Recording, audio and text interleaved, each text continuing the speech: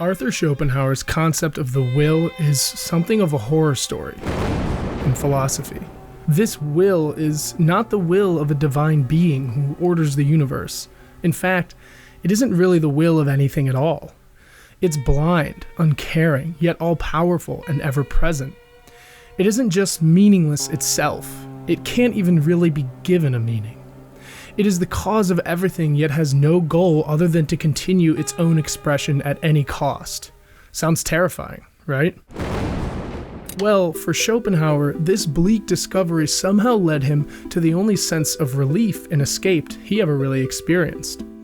So, in this video, we talk about his dark concept of the will, and how seeing the world as this terrible and unhinged force may actually lead to a more tranquil existence. But before we get into it, we've noticed that many people who watch our channel have yet to actually subscribe.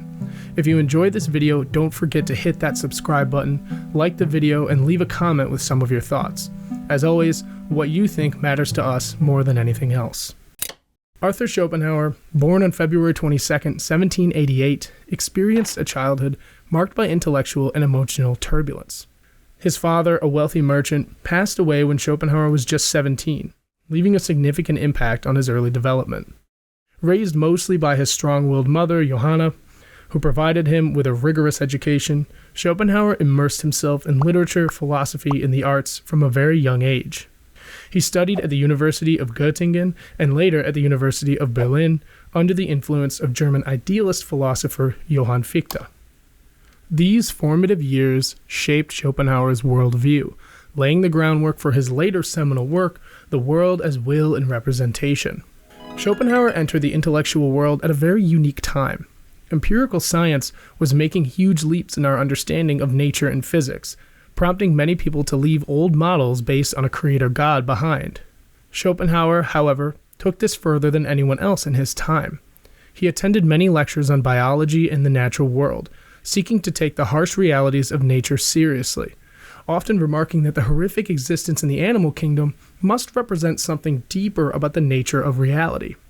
He once wrote of one scene in nature the following: "These turtles come this way from the sea in order to lay their eggs, and are then seized upon by wild dogs. With their united strength, these dogs lay them on their backs, tear open their lower armor, the small scales of the belly, and devour them alive. But then a tiger often pounces on the dogs. Now all this misery is repeated thousands and thousands of times, year in and year out. For this, then, are these turtles born. For what offense must they suffer this agony? What is the point of the whole scene of horror? The only answer is that the will to live thus objectifies itself." That line at the end is actually our key to understanding this concept of the will. There are basically two levels to this laid out in his magnum opus, The World as Will and Representation. Most fundamentally, there is a primordial force called the will. It is completely undifferentiated, meaning it is of the same substance or essence, acting as a pure cosmic power. As this will spreads out into time and space, it multiplies, spreading out in infinite directions, which gives rise to the world we believe is the real one. The will, by multiplying and splitting into objects over and over, produces a world of seeming multiplicity and difference. But this is just an illusory representation of the will. This explains the endless striving of all living creatures to procreate, experience pleasure, create monuments, to seek immortality, and even to pursue knowledge. All of this is simply the will's never-ending thirst within us to express itself and multiply. There is no escape from this, no freedom to pursue one's own path, because the very desire to be free and pursue things is the will acting within us. We think scientific knowledge, religious belief, love, or anything else will free us. But we're wrong, and are nothing more than slaves to the will, according to Schopenhauer. It might seem like this theory kind of comes out of left field. After all, nobody else at the time had gone so radically in the direction of a meaningless basis for existence. So what made Schopenhauer go this way? For that, it is important to note the influence of Immanuel Kant.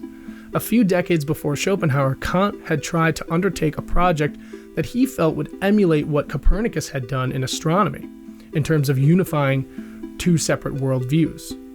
He wanted to unify the typically opposed positions of empiricism and rationalism. In a nutshell, the empiricists believe that in observing, recording, and experiencing with nature and personal experience, one could arrive at the truths of the universe. Rationalists, by contrast, thought that while the senses and our surroundings could be helpful, that the fundamental structures of reality had to be informed by something eternal, truths that could only be arrived at through pure thought and intellectual contemplation. Kant took something of a middle position, recognizing the importance of both, but setting limits on them as well. Most importantly, he set limits on rational contemplation in his critique of pure reason. Kant created a conception about how we interact with our world called the thing in itself. For Kant, our minds had built-in mechanisms which interpreted reality and created a version of what we encounter, which basically allowed us to navigate our world. These creations in our minds are not, and can never be, the thing itself, free of the way we interact with it. But it does give us something true about it, enough so that we can interact with it in the way a human needs to. But in doing this, Kant opened up a kind of secret door. He exposed that reason has limits, but he also exposed that empirical observation can't tell us what things are outside of the way we get them with our senses. Kant acknowledged that there was something out there, something outside of regular space-time experience and even rational thought, something we could never access but nevertheless were completely affected by. But he never wanted to talk about it or even really admit that it was there. It was this very thing that Kant was so afraid of that Schopenhauer decided to pursue wholeheartedly, and thus we get the separation between the world as will and the world as representation, the one we interact with. The consequences of this are significant. Everything we thought had meaning, the progress of history, the gods and kings and nations, the laws of nature, were nothing really more than the manifestations of a primordial and violent will. But Schopenhauer did believe that this helped us understand how to deny the will of its bloodthirsty drive to always expand through us. Partially inspired by Eastern texts like the Upanishads, Schopenhauer turned to the arts and to music, two pursuits which pulled him away from objectifying desires and materialistic goals to a more spiritual one. He believed that things like music, which can cause our sense of time to change, got us in touch with this undifferentiated will, merging us with it sort of momentarily and allowing us to feel the unity of all things instead of the individual striving of beings trying to express the will themselves. He once wrote that the effect of music is so very much more powerful and penetrating than is that of the other arts, for these only speak of the shadow, but music of the essence. I find Schopenhauer's philosophy to be rich and passionate despite its ultimately pessimistic outlook.